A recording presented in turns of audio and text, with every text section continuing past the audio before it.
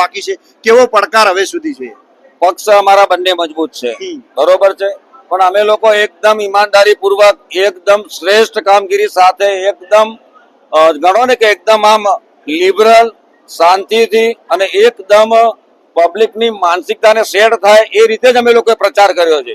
કોઈ જગ્યાએ દોડાદોડી કરવી ને આ કરવી ને હાઇલાઇટિંગ કરવી એવું અમે નથી કર્યું. સિમ્પલ સોબર રીતે જ ઇલેક્શન લડ્યા છીએ અને સિમ્પલ સોબર રીતે જ આ પરિપૂર્ણ કરીશું. મતલબ સાયલેન્ટ પ્રચાર કર્યો તમે? બિલકુલ સાયલેન્ટ અને બસ. ડિસિપ્લિનમાં. તો આ સાયલેન્ટ અને ડિસિપ્લિન કામ આવશે 28 તારીખે? 100% કામ આવશે. અમને તો લાગી રહ્યું છે કે અમારી બહુ લગભગ ગણો ને કે સારા વોટથી અમે વિન થઈશું.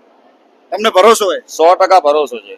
જી, આ હતા દીપકભાઈ માલગઢ, જિલ્લા પંચાયતના ઉમેદવાર કહી રહ્યા છે કે ભરોસો મને ચોક્કસ છે કે કોંગ્રેસ ઉપર મતદારોનું કળશ ઢોળાશે, પરંતુ 28 તારીખના દિવસે જાણવાનું રહ્યું ને જોવાનું રહ્યું મતદારોનું મૂડ કઈ દિશામાં જાય છે. નમસ્તે, નોલેજ સ્ટુડિયોમાં હું મુકેશ માળી.